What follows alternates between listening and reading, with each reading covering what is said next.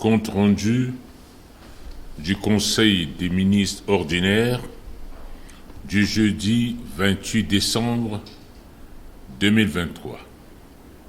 Le jeudi 28 décembre 2023, sous la très haute présidence de son Excellence, professeur Faustin Archange Touadéra, le Conseil des ministres de l'année 2023 a tenu sa dernière séance ordinaire à 15h40 autour de l'ordre du jour suivant. Les dossiers à examiner, les communications ministérielles et les divers. Avant d'aborder les points inscrits à l'ordre du jour, le ministre chargé du secrétariat général du gouvernement et des relations avec les institutions de la République a présenté la position des membres du gouvernement absents.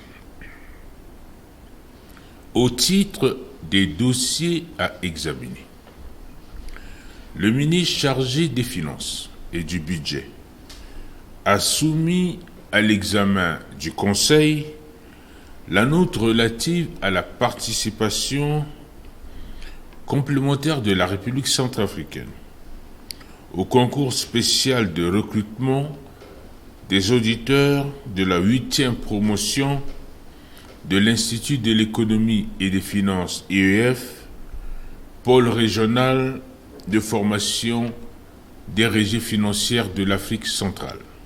Le ministre a indiqué que les objectifs fondamentaux de la stratégie de gestion de la dette consistent à assurer au Trésor public un financement stable et durable pour lui permettre de couvrir l'ensemble de ses besoins en trésorerie et de financement des investissements structurants, tout en réduisant à terme le coût d'endettement de l'État, de limiter l'explosion du portefeuille de la dette aux différents risques liés à l'endettement et à contribuer au développement du marché des titres publics de la Communauté économique et monétaire de l'Afrique centrale, CEMAC.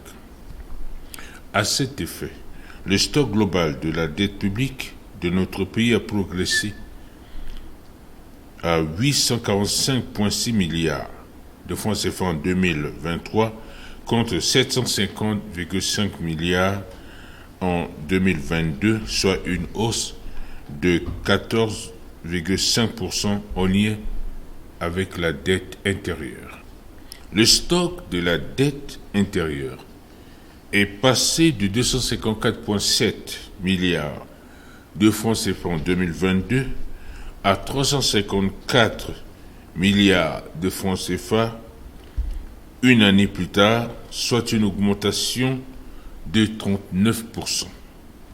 Cette progression s'explique par la hausse de l'émission des obligations du Trésor assimilable, OTA, ainsi que celle des bons du Trésor assimilables.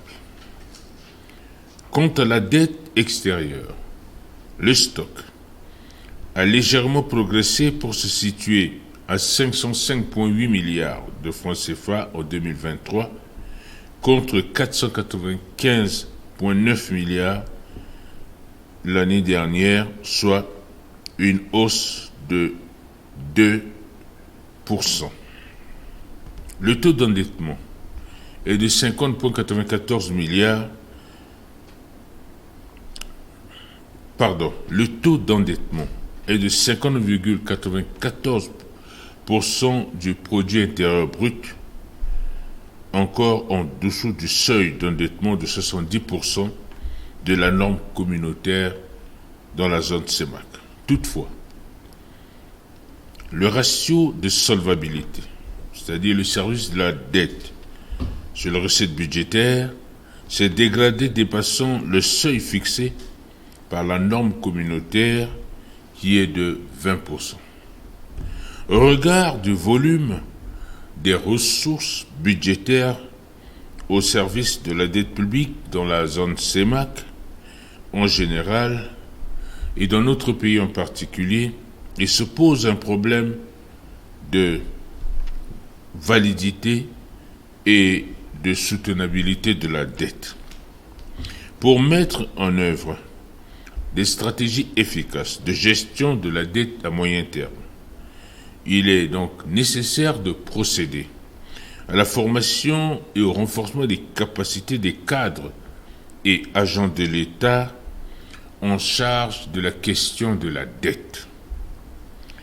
Eu égard à la pertinence, à la qualité et la crédibilité de l'institution de la formation du capital humain, le ministre a sollicité l'accord pour une notification formelle d'inscription de 10 places maximum pour cette filière. Le montant global à payer pour les 10 places de nos cadres qui seront formés à l'IEF est de 150 millions, étalé sur 3 ans. Après cette présentation et débat, le Conseil, tout en marquant son accord, a instruit le ministre chargé des Finances et du Budget d'assurer la prise en charge de cette formation. Le ministre chargé de la promotion du genre, de la protection de la famille, de la femme et de l'enfant a soumis à l'examen du Conseil le projet de décret portant organisation et fonctionnement de l'Observatoire national de la parité entre les hommes et les femmes. Madame le ministre a indiqué que le Conseil du cabinet du mardi 5 décembre 2023 a examiné le projet de décret portant organisation et fonctionnement de l'Observatoire national de la parité entre les hommes et les femmes. Les amendements du Conseil ont porté sur les points suivants. L'article 7. La désignation des entités par les pouvoirs publics qui n'a pas pris en compte Son Excellence, Monsieur le Président de la République, chef de l'État. L'article 16. Le coordonnateur doit être de sexe féminin. L'observateur doit être placé sous la tutelle du ministère de la promotion du genre, de la protection de la femme et de l'enfant. Étant donné que les préoccupations soulevées ont été prises en compte par le ministre, Madame le ministre a sollicité du Conseil l'adoption du dit décret. Au cours des débats, le Conseil a fait noter également l'article 5, le premier paragraphe où la question d'égalité a fait l'objet de débats et le Conseil a demandé que le terme égalité soit modifié, changé en équité. En prenant la parole, Son Excellence, Monsieur le Président de la République, chef de l'État, a indiqué que notre société est très discriminatoire envers les femmes. La notion d'égalité, le plus souvent, fait référence à la confrontation. Au lieu d'une confrontation, on doit créer une harmonie afin que la position de la femme soit améliorée pour promouvoir un développement harmonieux de notre société. Pour le Président de la République, chef de l'État, il faut travailler à réduire les inégalités et permettre aux femmes comme aux hommes de travailler dans l'équité qui favorise la contribution efficace au développement socio-économique. Il faut changer donc les comportements qui ne permettent pas aux femmes d'exercer pleinement leurs compétences, a-t-il conclu. Après débat, le Conseil a marqué son accord et a adopté avec amendement le dit projet de décret. Le ministre chargé des mines et de la géologie a soumis à l'examen du Conseil 5 projets de décret. Le premier projet de décret concerne la demande d'agrément d'une fonderie d'or à la société Gold Group SAL. Le ministre a indiqué que dans le cadre de la relance des activités économiques dans notre pays, le gouvernement a entrepris de promouvoir la création d'ateliers spécialisés de transformation conformément aux dispositions de l'article 158 de la loi numéro 09/005 du 29 avril 2009 portant code minier de la République centrafricaine. La société Gold Group SAL, qui est régulièrement constituée et enregistrée au registre du commerce et des crédits mobiliers de notre pays, disposant d'un capital social de 10 millions de francs CFA d'une part, et d'autre part, a déposé au Trésor public la somme de 10 millions à titre de caution pour l'exercice des activités d'une fonderie. Cette société, qui a formulé et introduit sa demande d'agrément, a rempli toutes les conditions prévues par les dispositions minières en la matière. À cet effet, le ministre a sollicité du Conseil l'adoption du dit projet de décret. Au terme des débats, le Conseil a marqué son accord et a adopté le dit projet de décret. Le ministre a indiqué également que les sociétés Africa Drilling Exploration, Yuanjin Yuan Liang et Talamej Sal sont des sociétés à responsabilité limitée et elles ont été enregistrées également au registre du commerce et des crédits mobiliers de notre pays.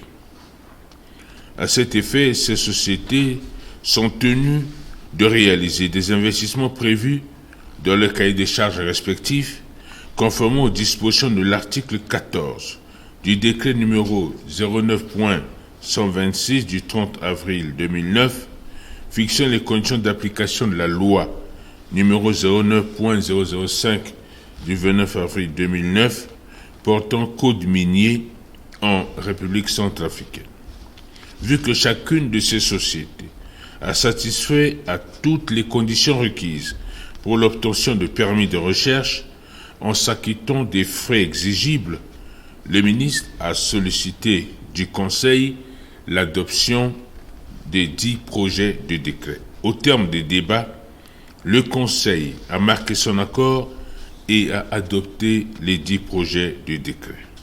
Enfin, le ministre a soumis à l'examen du Conseil le projet de décret portant attribution d'un permis d'exploitation industrielle de petites mines à la société Heavy Industrial. Le ministre a indiqué que la société Heavy Industrial est une société à responsabilité limitée unipersonnelle au capital de 50 millions de francs CFA. Elle est immatriculée au registre du commerce et de crédit mobilier. En date du 16 mai 2023, le département en charge des mines et de la géologie a enregistré la demande d'un permis d'exploitation industrielle de petites mines dans la région d'Idéré, dans la sous-préfecture de Babwa, formulée par la société Heavy Industrial.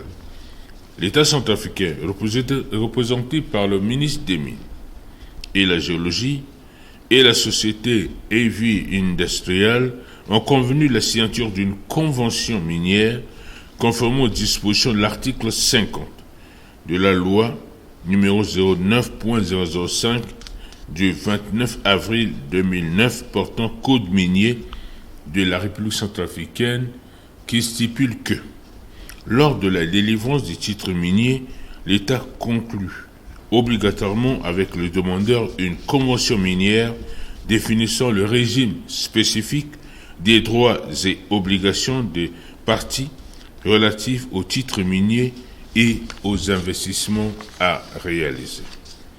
Le projet de convention minière à signer avec la société avait reçu l'approbation conformément aux dispositions de la Constitution du 30 mars 2016, de la mesure où ce dossier a été examiné avant la promulgation de la nouvelle Constitution.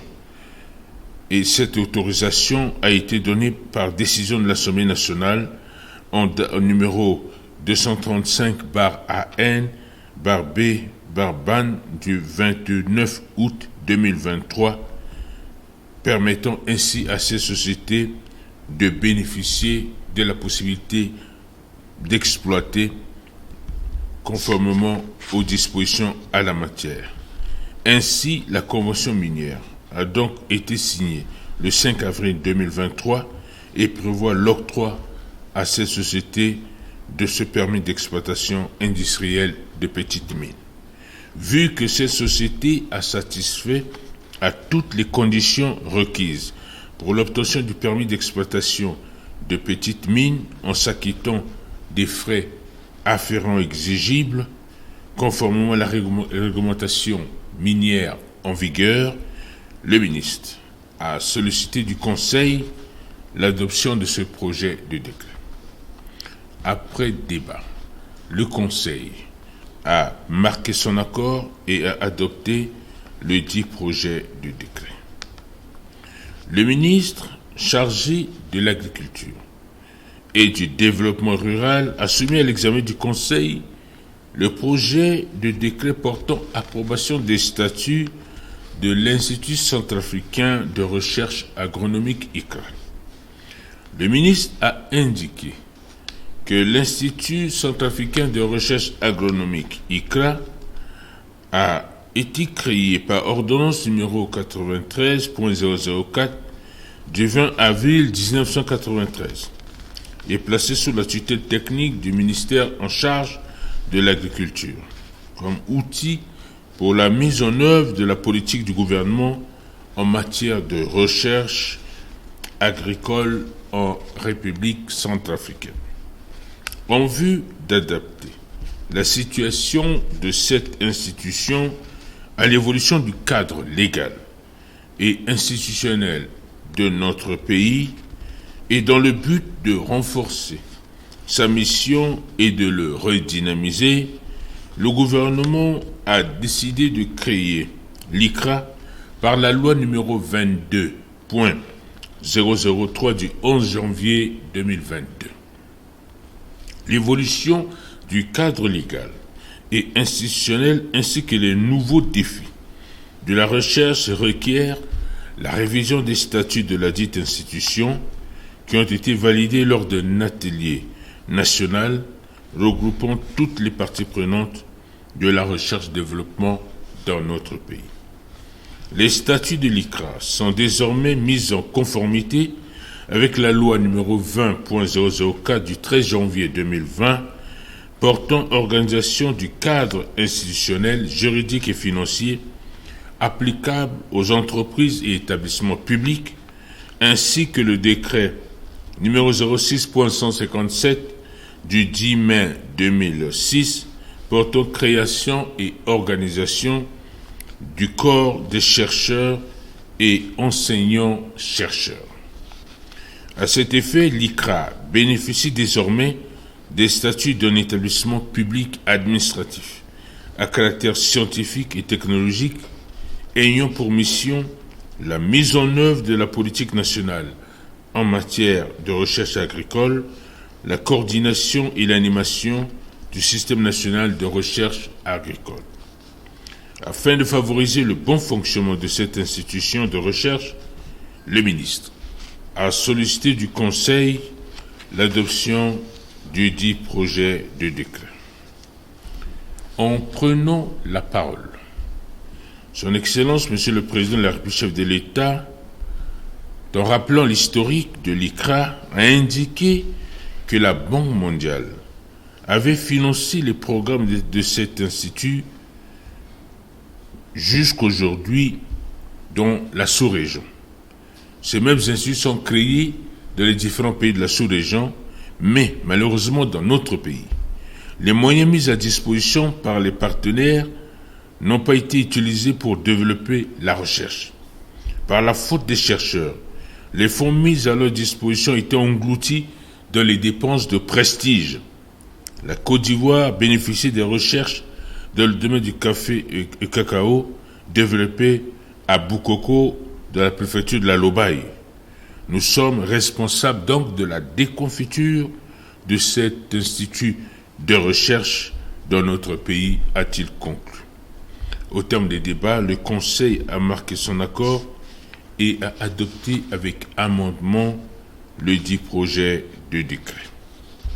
Le ministre chargé du développement de l'énergie et des ressources hydrauliques a soumis à l'examen du Conseil deux notes.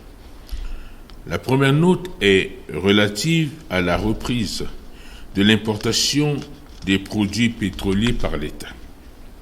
Le ministre a indiqué que depuis plusieurs décennies, notre pays éprouve d'énormes difficultés pour son approvisionnement en produits pétroliers après la liquidation de Petroca.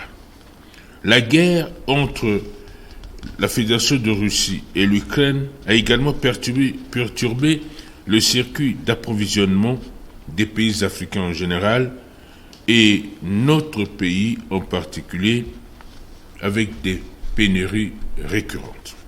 En vue de trouver une solution idoine à ces pénuries chroniques, le Conseil des ministres a instruit le ministre chargé du développement de l'énergie et des ressources hydrauliques de signer une convention d'approvisionnement en produits pétroliers avec un importateur qui a de l'expérience dans ce domaine avec une surface financière capable de couvrir les besoins de notre pays. Cette convention a été signée le 29 septembre 2023 entre le ministère et la société Neptune SA. L'article 1er de cette convention accorde l'exclusivité d'importation de tous les produits pétroliers à la société Neptune SA et elle entre en vigueur le 1er décembre 2023. Par ailleurs, l'exclusivité confiée à la société Neptune conduit le ministre de l'Énergie et du Développement des ressources hydrauliques à élaborer une seule structure de prix pour tous les marketeurs au lieu de la laisser aux soins de chaque marketeur comme par le passé. Et afin d'avoir une seule structure des prix et maîtriser le circuit d'importation, le ministre a sollicité du Conseil l'accord en vue d'engager les réformes irrelatives.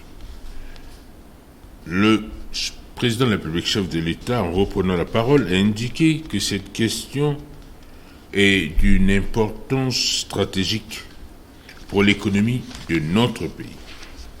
Le gouvernement doit bien expliquer aux partenaires et à la population, compte tenu des difficultés financières de l'État, le contrat a été donné par le passé aux marketeurs. L'évolution géopolitique stratégique a permis de comprendre que certains marketeurs profitent pour mettre en difficulté l'État et c'est pour cette raison que l'État a pris ses responsabilités pour reprendre le contrat d'importation de carburant en se donnant les moyens pour importer les produits pétroliers. L'État doit donc négocier avec ce partenaire stratégique qui est déjà disposé à livrer ces produits pétroliers et en apportant toutes les garanties nécessaires. C'est pour cette raison que l'avantage pour l'État, dans le cadre d'une maîtrise de la structure de prix, permettra à l'État également d'engranger une fiscalité beaucoup plus importante au profit de la caisse de l'État. L'État doit donc disposer de la possibilité de satisfaire à tous les besoins. C'est le cas de cette société Neptune et l'avantage est que l'État proposera ces structures de prix qui sera appliquée par tous les marketeurs. Cette présentation a permis donc au Conseil de donner son accord en instruisant le ministre de mettre en œuvre cette réforme entreprise. La deuxième note concerne le rattachement du dépôt HRS de l'aéroport international de Bangui Poko à la société SOCASP à Kolongo. Le ministre a indiqué que le gouvernement, représenté par l'Agence de régulation et de stabilisation des produits pétroliers, l'ACRP, a signé un contrat de location des actifs logistiques à la société Total Centrafrique avec l'exclusivité de la gestion du dépôt I-30 de l'aéroport. À ce sujet, la loi numéro 07.005 du 24 avril 2007 portant réorganisation du sous-secteur pétrolier aval, en son article 23, dispose que les entreprises exploitantes agréées sont tenues d'assurer l'approvisionnement normal et régulé du pays en produits pétroliers et dérivés en tenant compte des obligations fixées par la présente loi, par ses textes d'application et par les cahiers des charges particulières. Elles sont tenues de payer les impôts et taxes par les lois et règlements en vigueur. Depuis plus d'un an, la société Total Centrafrique a de manière unilatérale et délibérée cessé l'approvisionnement du dépôt de l'aéroport international de Bangui Poko en produits d'aviation causant des dommages à l'État centrafricain, tels que les perturbations des plans de vol, les pertes fiscalo-douanières, les hausses des prix du transport aérien, la détérioration des actifs logistiques, la mise en danger du pays en absence constante des stocks de sécurité et la perte de crédibilité de l'État. Face à cette situation d'inexécution du contrat, le ministre chargé du développement des ressources de l'énergie et des ressources hydrauliques a proposé de racheter les actifs logistiques du dépôt pétrolier de l'aéroport international de Bangui Poko aux autres actifs logistiques de Kolongo et de Salo, confier la gestion unique à la SOCASP. Réquisitionner l'ensemble du personnel ainsi que les équipements de la station de l'aéroport afin d'assurer, jusqu'à nouvel ordre, le ravitaillement des aéronefs en partenariat avec les marketeurs qui le souhaitent. À cet effet, le ministre a sollicité l'accord du Conseil lui permettant de mettre en œuvre ses principales mesures. Après présentation et débat, le Conseil, tout en marquant son accord, a instruit le ministre chargé de l'énergie et des ressources hydrauliques de prendre toutes les mesures permettant de régulariser la situation en ce qui concerne la fourniture de jets à tous les aéronefs qui se posent sur l'aéroport international de Bangui Poko. Au titre des communications ministérielles, le ministre chargé de l'administration du territoire, de la décentralisation et du développement local a présenté au Conseil la note relative aux activités de l'opération Kwati-Kodro. Le ministre a informé le Conseil de la poursuite des activités de Kwati-Kodro qui consiste au nettoyage, au ramassage des ordures dans la ville de Bangui et les communes de Bimbo et Begwa de 6h30 à 10h du matin et ses environs.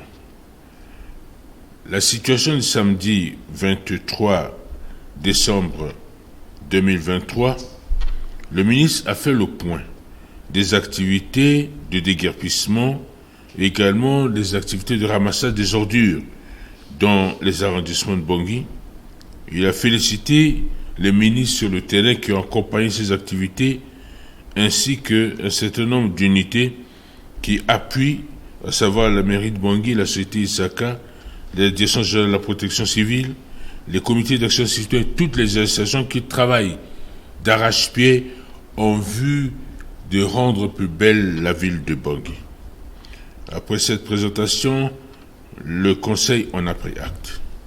Le ministre chargé des Transports et de l'Aviation civile a informé le Conseil de la reprise des vols de nuit au niveau de l'aéroport international de Bangui-Poko. Il a également rendu compte de l'état d'avancement de la mise en œuvre du décret portant les barrières, fixant les barrières légales dans notre pays. Le ministre a également demandé au ministre des Finances de mettre à la disposition des barrières légales les quittances sécurisées qui sont en voie de confection par notre imprimerie nationale. Et aussi, le ministre a fait part d'un événement malheureux qui s'est passé sur un poste illégal où un élément également des forces de défense a tiré à bout portant sur deux personnes, deux motocyclistes, dont un est décédé et l'autre grièvement blessé. Cet élément a été arrêté et traduit en justice. Au titre des divers, Madame le ministre chargé des Affaires étrangères, de la francophonie et des centrafricains à l'étranger a informé le Conseil sur les allégations portant fait de la présence des mercenaires américains sur le sol centrafricain. Le ministre a rappelé clairement que cette question a été discutée avec la représentation diplomatique des États-Unis en République centrafricaine. Elle a clairement précisé que la partie américaine, doit apporter une clarification sur cette supposée présence d'une société militaire américaine dans notre pays. Les contacts pris avec la représentante diplomatique des États-Unis dans notre pays, il ressort clairement que cette représentante diplomatique ne reconnaît pas cette question et ne confirme pas du tout la présence d'une société militaire américaine dans notre pays. Parce qu'il s'agit des spéculations qui sont diffusées partout afin de créer une cacophonie. Également, le ministre chargé de l'économie numérique, des postes et télécommunications a quant à lui informé le Conseil de l'adoption par l'Assemblée nationale du projet de loi relatif à la protection des données à caractère personnel. Le ministre chargé de la santé de la population a informé le Conseil du décès d'un enfant résident en Baïké suite après la vaccination contre la rougeole et des traitements qui en est suivi au niveau de la famille. Ce jeune garçon a été traité finalement au complexe pédiatrique de Bangui, d'où des complications ont entraîné le décès de cet enfant. Le ministre de l'Action humanitaire, de la solidarité et de la réconciliation nationale a informé également le Conseil sur les effets des pluies diluviennes qui ont causé des dégâts énormes dans la ville de Bangui et dans nos provinces. Elle a rappelé que 2800 ménages ont été affectés par ces inondations et que 810 ménages en situation très vulnérable ont été assistés. En province, elle a également informé que 28 villages sont impactés à Gouga et aussi à Mboko, Umba. Les actions sont en cours pour assister ces victimes. Et dans la zone de Wango et Bema également, la situation est difficile. 410 kits ont été déjà mobilisés et les efforts sont en cours avec l'appui des partenaires en vue d'assister nos compatriotes en difficulté. Madame le ministre chargé du travail, de l'emploi et de la protection sociale ainsi que de la formation professionnelle a informé le Conseil de sa rencontre avec les partenaires sociaux en vue d'examiner le projet de code de travail de notre pays. Elle a fait noter que l'Organisation internationale du travail, l'OIT, a fait des observations qui seront prises en compte dans le cadre de ce projet qui sera transmis à l'Assemblée nationale. Madame le ministre a également informé le Conseil des activités du comité permanent national permanent de travail. Le ministre chargé du développement de l'énergie et des ressources hydrauliques a informé le Conseil des perturbations sur la fourniture de l'électricité dans la ville de Bangui. Le ministre a fait noter que les deux groupes qui ont été construits depuis les années 70, ces deux groupes sont tombés en panne et que les travaux de réfection de ces groupes n'ont pas permis de satisfaire la population. Et en ce moment, la fourniture d'électricité est réduite de 10 MWh dans la ville de Bangui. Le 30 décembre de cette année, l'autre groupe sera mis en marche et en début de janvier 2024, le deuxième groupe sera mis en marche, ce qui permettra de satisfaire les populations de Bangui et ses environs. Son Excellence, Monsieur le Président de la République, en reprenant la parole avant de conclure ce conseil, a profité pour souhaiter à tous les membres du gouvernement servir le meilleur de santé et de bonheur pour l'année 2024. L'ordre du jour étant épuisé, Son Excellence, Monsieur le Président de la République, chef de l'État, a levé la séance à 19h45. Faite à Bangui le 29 décembre 2023, le ministre, chargé du secrétariat général du gouvernement et des relations avec